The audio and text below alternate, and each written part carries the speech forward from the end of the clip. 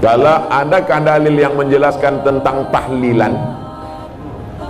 La ilaha illallah, la ilaha illallah, la ilaha illallah. Itu artinya tahlil. Tasbih, subhanallah. Tahmid, alhamdulillah. Takbir, Allahu akbar. Tahlil, la ilaha illallah.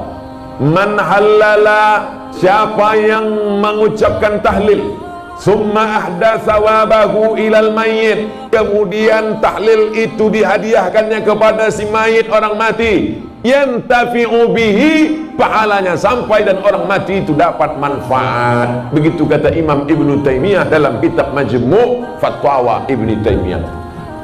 Kenapa Ustaz pilih pendapat Ibnu Taimiyah? Karena yang banyak melarang-melarang ini sekarang anak-anak buahnya Ibnu Taimiyah. Paham?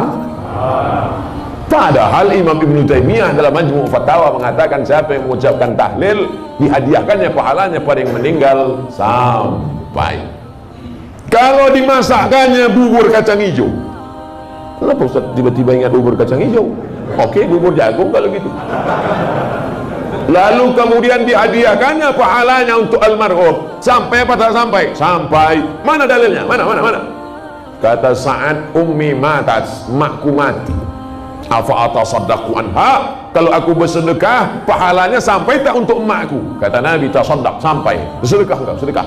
Ayu shadaqatu afdal, apa sedekah yang paling afdal? Kata Nabi, saqyul ma', sedekah yang paling afdal mengasih air minum. Kalau air minum saja sampai, apalagi gulai bau.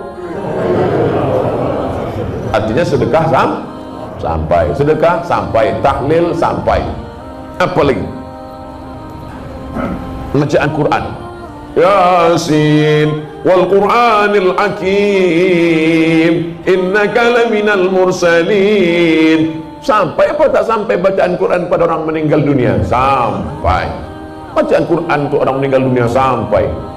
Mana dalilnya? Ketika Nabi SAW melewati suatu makam, diambilnya pelepah korma, ditusukkannya ke makam itu. La'allallaha an yukhaffifa 'adzabahuma ma lam yaybasa. Tasbih pelepah korma sampai pada orang yang meninggal. Apa komentar Imam Nawawi dalam kitab Majmu', dalam kitab Al-Minhaj Syarah Sahih Muslim Ibn Al-Ajjaj? Kalau tasbih pelepah korma saja sampai, apalagi bacaan Quran orang yang beriman. Buka kitab Ar-Ruh, punya Imam Ibnu Qayyim Al-Jauziyah, murid Imam Ibnu Taimiyah, punya murid namanya Ibnu Qayyim Al-Jauziyah, punya kitab namanya Ar-Ruh. Diriwayatkan sampai kepada Imam Ahmad bin Hanbal, lewat di suatu makam ada orang membaca Al-Quran. Imam Ahmad bin Hanbal melarang, tapi orang itu menyebutkan riwayat hadis, ternyata perawinya thiqah, bahwa Nabi punya sahabat namanya Abdullah bin Umar, anak Umar bin Khattab, berpesan, kalau aku mati nanti bacakan di atas kuburku, pada bagian kepalaku pangkal Al-Baqarah, pada bagian kakiku ujung Al-Baqarah. Itulah dalil bacaan Quran sampai untuk orang yang beriman. Sedekah sampai, tahlil sampai, baca Quran sampai. Sudah saya sebutkan dalil-dalilnya. Tak juga percaya, saya tak bisa menjawab. Habis. Saya cuma bisa minta nama lengkap supaya nanti kalau mati saya kirim.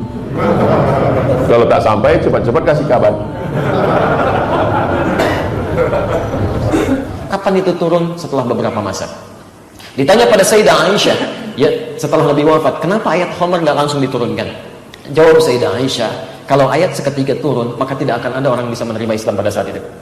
Karena luar biasa, ya, luar biasa lekatnya dengan itu, jadi candu dalam kehidupan. Makanya turun bertahap. Ini yang dikiaskan oleh Sunan Kalijaga pada saat itu untuk bisa menyampaikan maksud yang tadi dilukiskan dengan konsep tahlilan tadi. Maka didiamkanlah pada saat itu argumen yang dimaksudkan, sedangkan diam dalam kaidah fikih alamatun na'am, tanda setuju. Maka kembalilah beliau praktekkan, tapi sebelum dipraktekkan beliau sampaikan, kalau dikhawatirkan biarkan nanti anak cucu kita yang meluruskan ini. Jadi menyempurnakan maksudnya. Jadi beliau memulai, anak cucunya yang diharapkan bisa menyempurnakan itu. Tapi kemudian disampaikan, terjadilah proses itu.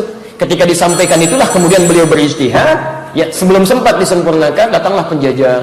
Ada yang masuk lewat Selat Malaka Portugis tahun 1511, ada VOC nyusul dan sebagainya. Terputuslah dakwah karena kesibukan melawan penjajah pada saat itu. Jadi terbiasalah kemudian menjadi tradisi sampai dengan kekinian. Apa yang diijtihadkan oleh Sunan Kalijaga di masa itu bisa dibenarkan secara hukum karena orang-orangnya belum tahu.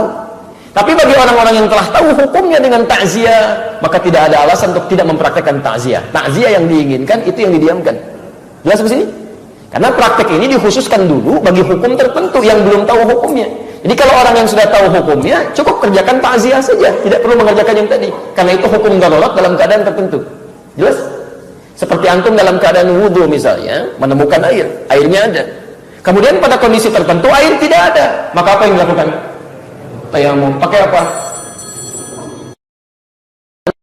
Debu, bukan debu yang bersih. Debu sa'idan thayyiban.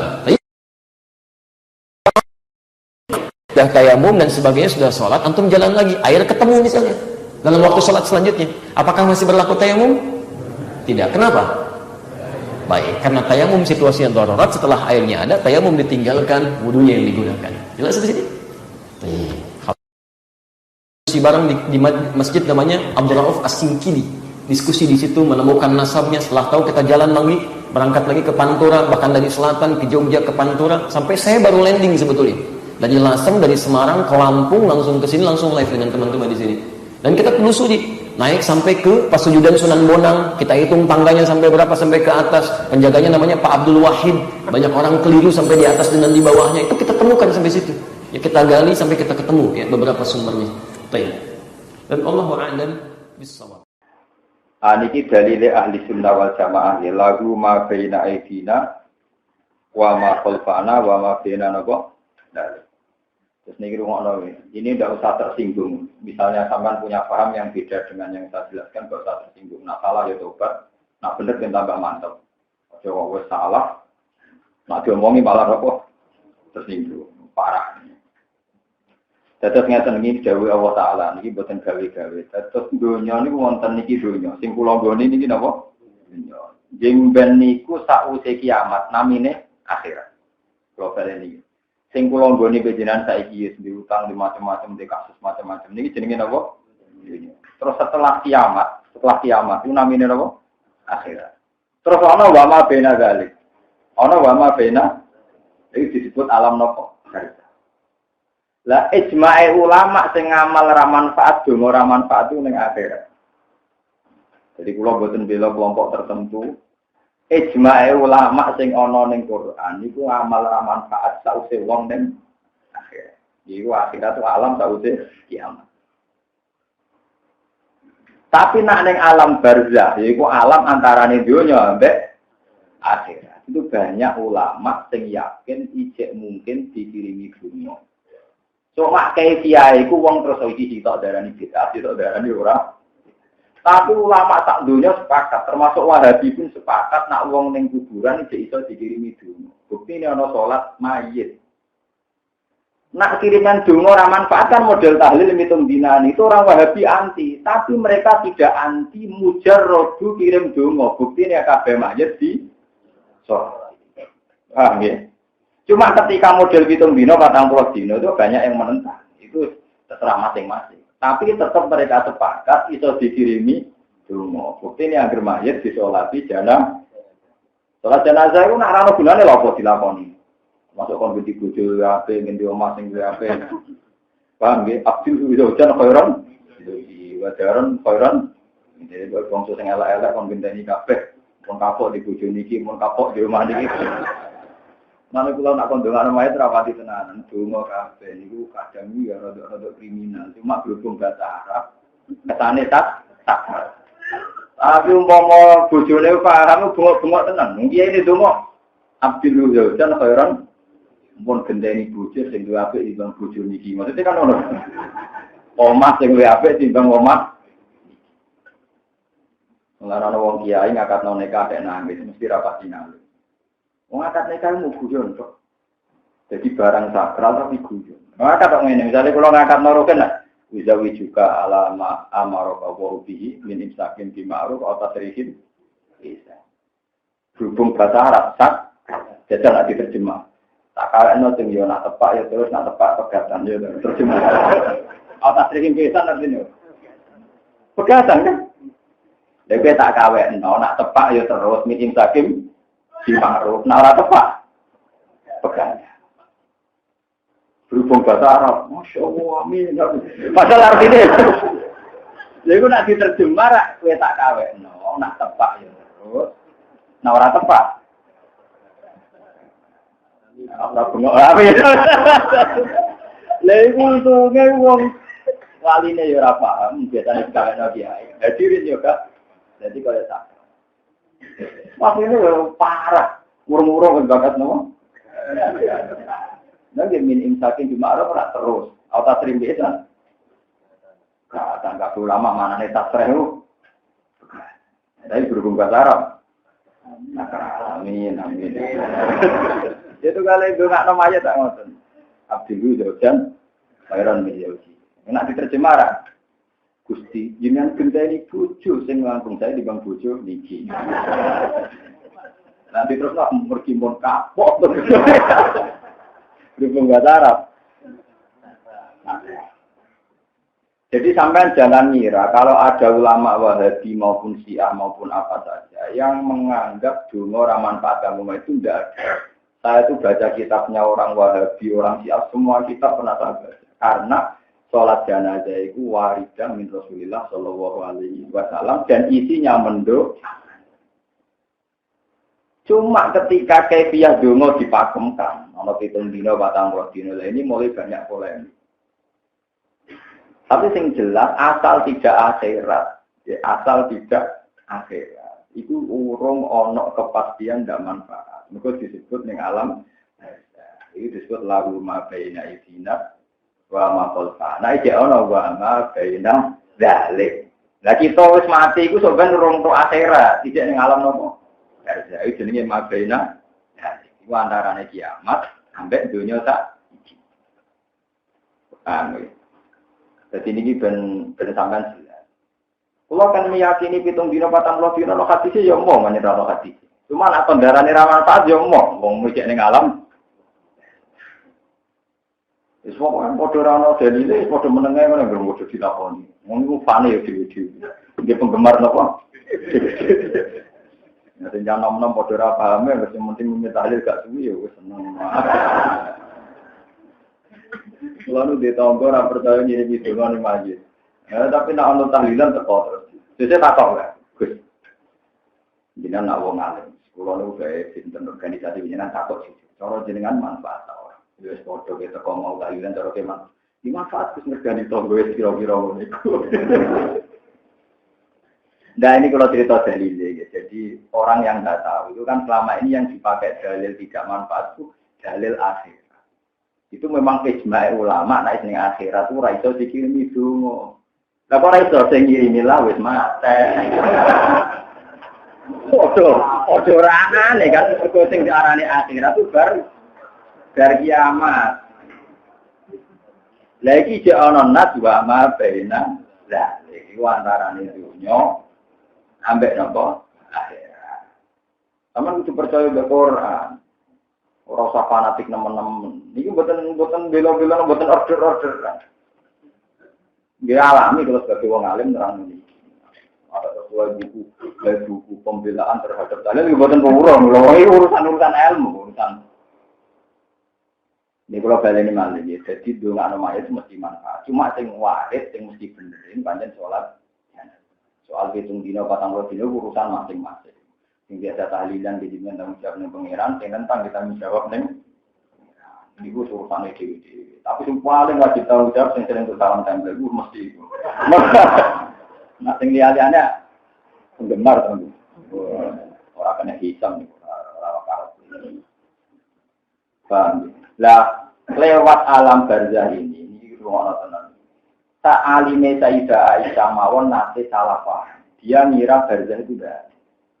Sehingga ketika ada 2 perempuan Yahudiyah yang terpelajar, Aisyah itu bersedekah itu, terus Yahudiyah yang tadi bilang, ya Aisyah, semoga Anda diselamatkan dari siksa kubur. Ini hadis Sahih itu di Bukhari ada. Aisyah tersinggung. Bagaimana mungkin Anda mendoakan saya selamat dari siksa kubur? Siksa kubur itu tidak ada. Yang ada hanya dunia dan akhirat. Jadi Aisyah saja pernah berteori demikian. Yang ada itu hanya dunia. Setelah si 2 Yahudiyah tadi pulang, Rasulullah rawuh. Ketika Rasulullah rawuh dikonfirmasi sama Aisyah, ya Rasulullah, apa betul di kuburan itu ada siksa? Nanti Nabi setelah itu dapat wahyu dari Jibril, dawuh pangeran, ono mak semenjak itu Rasulullah isti'adzah min azabil qabr. Terus dipakai sause innaka hamidum majid. Allahumma inni a'udzubika min azabil qabri wa min azabin. Iku nunjukno nek azabil qabri itu belum azabin. Nah, jadi tahu sebelumnya dia mau neraka itu juga siap-siap ngadepi siksa napa. Oh, min azabil qabri min azab. Itu buruk macam-macam terus. Corok dia cerita dari labangnya tak belarak-belarak. Dari kanca aku malah seneng gue lagi. Kok aku burare di rai coba deh. Apa? Ketemu cangkem melek. Seneng aku kesana. Labangnya tak belarak-belarak. Ulangnya gede lagi. Lah kok ada kesepiti gede. Ini gede ini kuburan sini kan. Malah sing repot nak labangnya cilik. Kita mlebu dan dindi. Mergo nak gede malah napa? Waduh, coba. Jadi kata kiai ini niatnya meden-meden, ini malah di logika sing. Makanya wong pancen kudu ya itu lagi ilmu pancen butuh dialek. Karena apa muni gede-gede barang. Wong hadise ora ono wong kudu barak-barak ya ora ono. Kalau dene lha apa nabi bakat barak-barak. Wong barak basa Jawa. Jadi kadang dia itu berlebihan, caranya dia gambaran. Akhirnya orang ngandel kan, mereka berlebih. Pokoknya orang siksa. Kukuk mungkar nakir, wajir tuh, tak walang-walang. Walang gede lebih, pokoknya dari hasil, tak walang-walang. Pokoknya orang siksa. Boleh kita penting, semua wamin ada bil.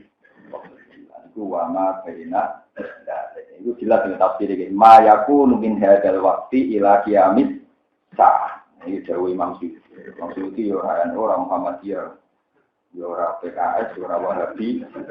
Mboten iki ben ngerti, kalau teori barzah itu ada mulai dulu. Dan tidak ada ulama Wahabi sekalipun yang menentang manfaat itu.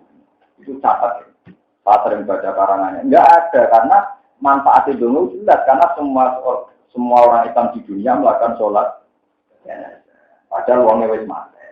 Kalau karena mati sudah tidak manfaat kan nggak perlu sholat. Paham ya? Kan selama ini alasannya wis mati, ra iso untuk ngamal. Ini wong mati disolati.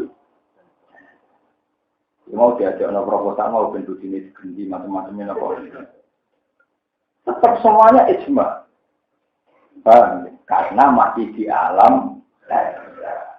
Lah semua dalil tentang yang tidak manfaat itu ini ning alam akhir. Nah, akhirat itu sausnya terjadi ini kiamat. Jadi pentingnya ngaji ke wong alim. Jadi roh duduk persoalan. Roh duduk apa? Persoalan. Urusan tahlil dalam bahasa fikih adalah ihda'us tsawab, menghadiahkan pahala. Dalam bahasa syariat adalah ihda'us tsawab, menghadiahkan pahala. Membaca Al-Qur'an, ada zikir, kemudian kita hadiahkan pahalanya untuk orang meninggal dunia. Ini perbedaan ulama dalam hal ini. Kebanyakan mengatakan nyampe.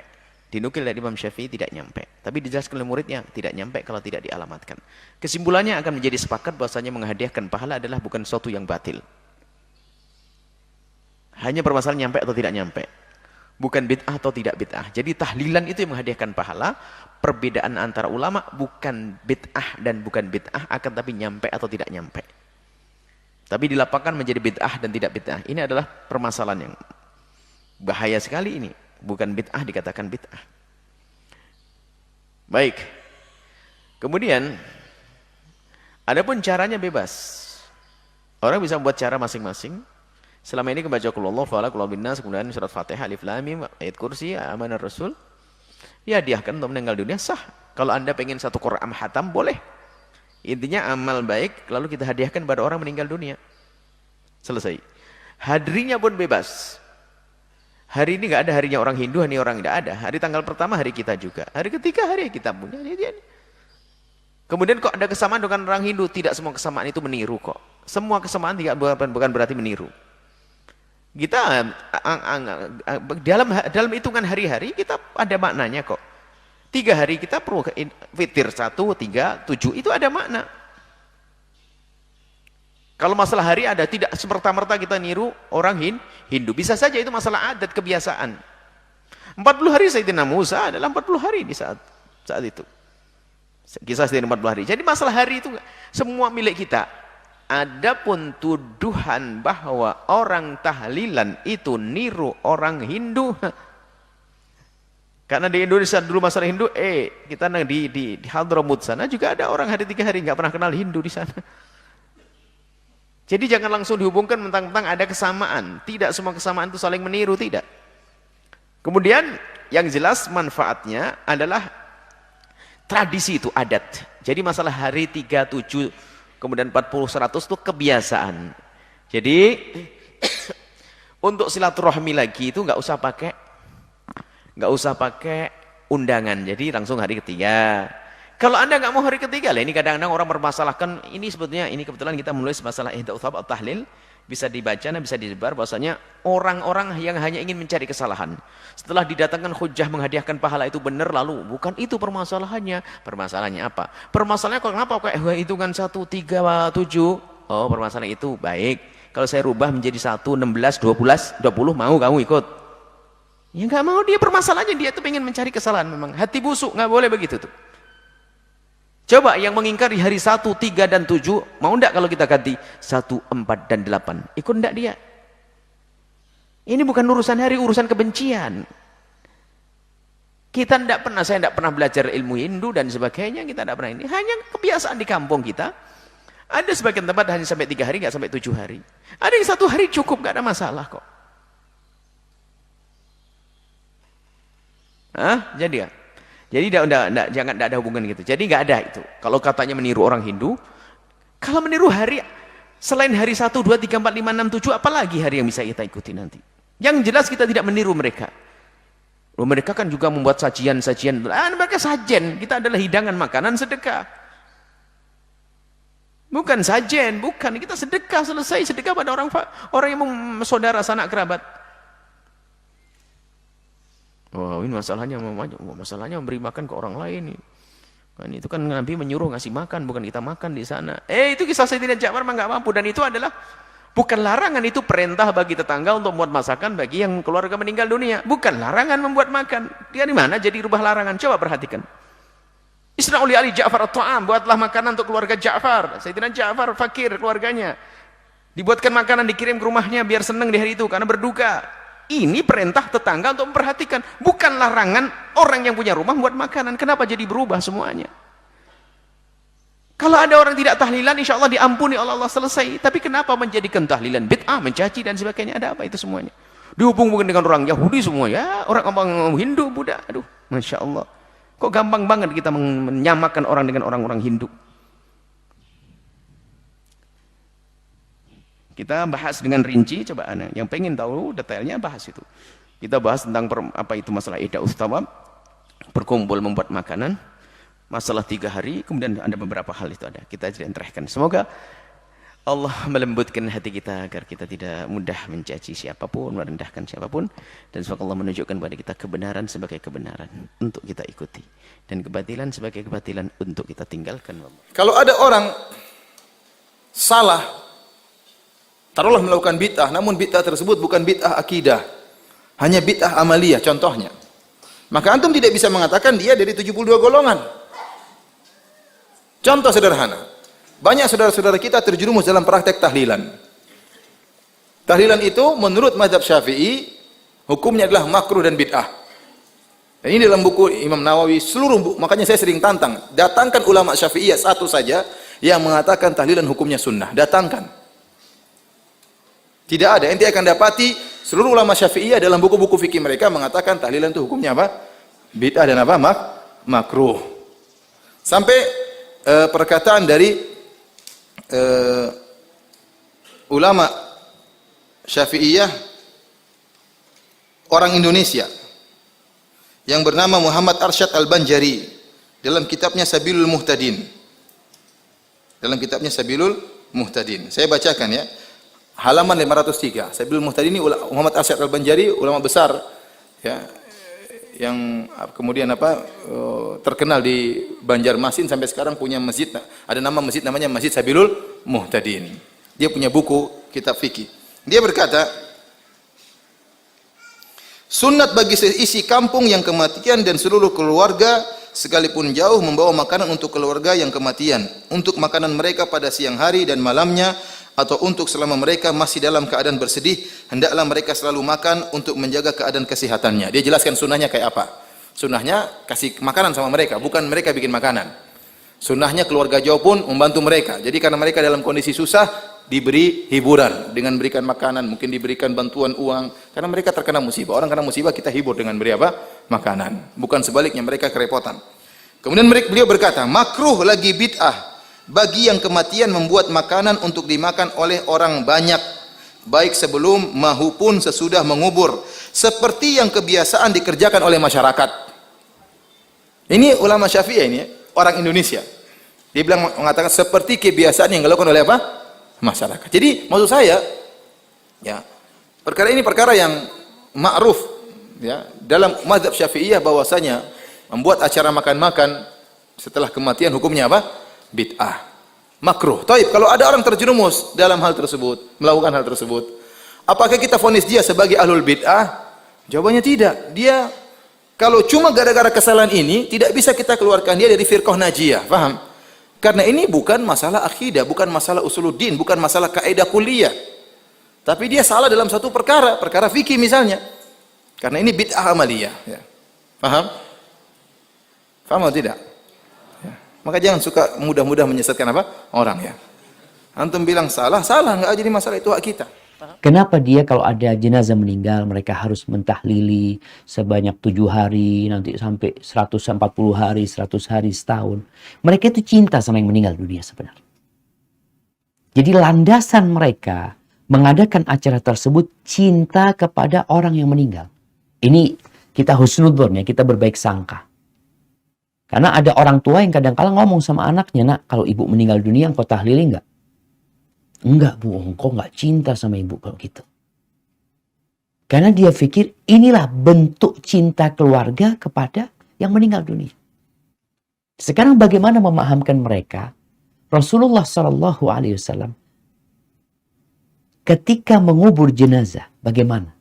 Setelah selesai penguburan jenazah, bagaimana?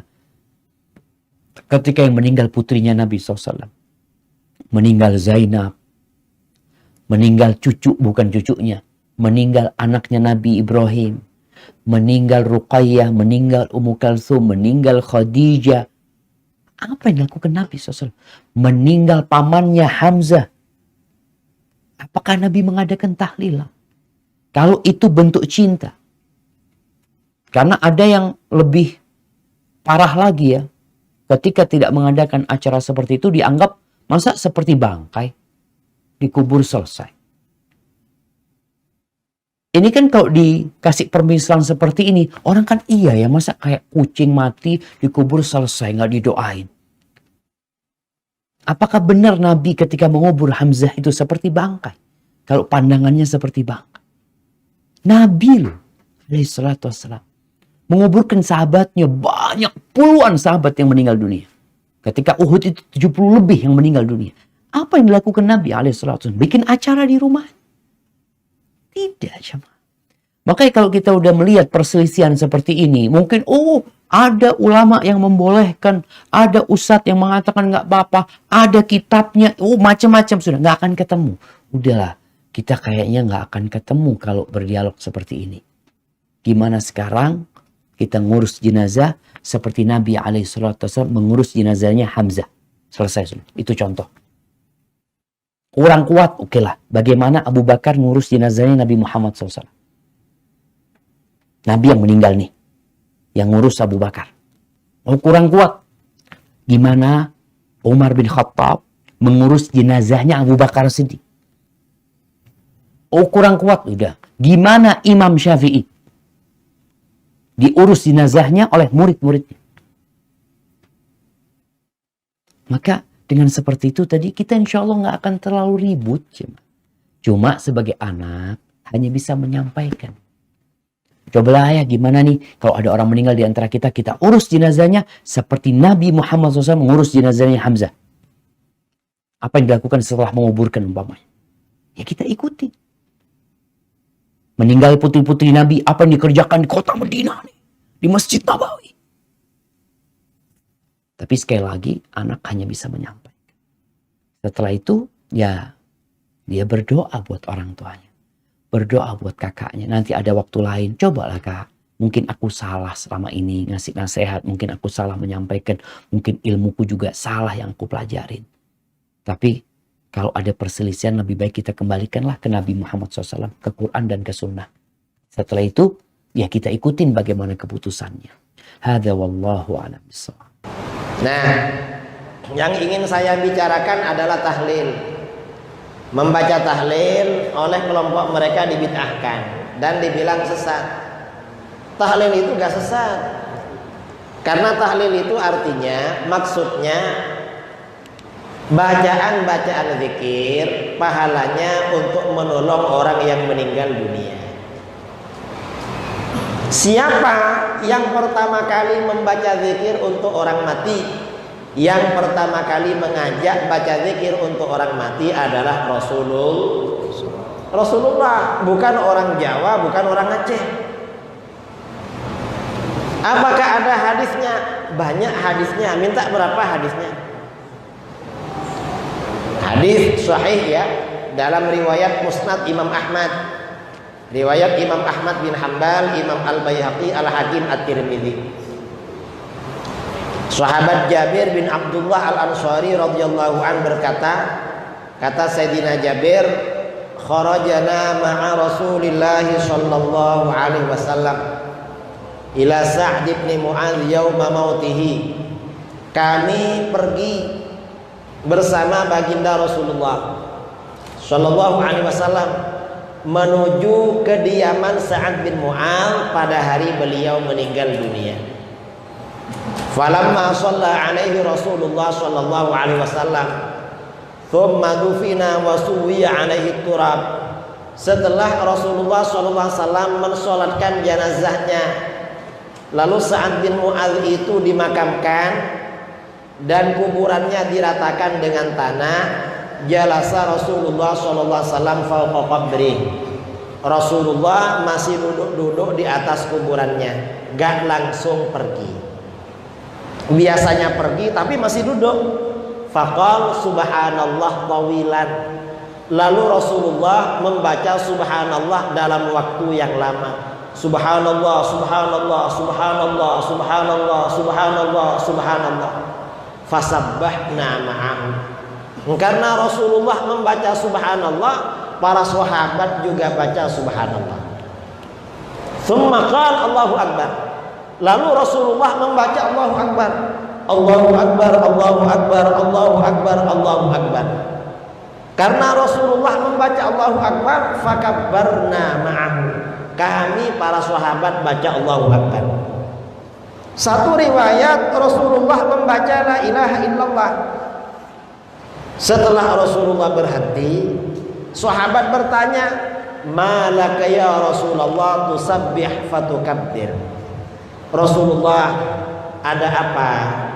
Engkau tadi baca subhanallah lalu baca Allahu akbar, gak seperti biasanya. Ditanya begitu, Rasulullah menjawab, "Laqad tadayaqa ala hadzal 'abdi shalih qabruhu." Hamba Allah yang soleh ini benar-benar dihimpit oleh kuburannya. Jadi Sa'ad bin Mu'adz yang meninggal itu kata Rasulullah soleh, dihimpit oleh kuburan, apalagi yang tidak soleh. Karena dihimpit kuburan, Rasulullah baca zikir hatta yufarrijahullahu anhu, hingga akhirnya Allah melepaskan Sa'ad bin Mu'adz dari himpitan kubur. Nah, berdasarkan hadis ini, kata para ulama, zikir yang kita baca untuk orang mati sangat bermanfaat. Kalau dihimpit oleh alam kubur akan dilepaskan, kalau diazab akan diringankan, kalau punya dosa akan diampuni atau dikurangi. Jangan dikira tahlil gak ada gunanya, sangat besar gunanya itu. Karena Rasulullah yang mencontoh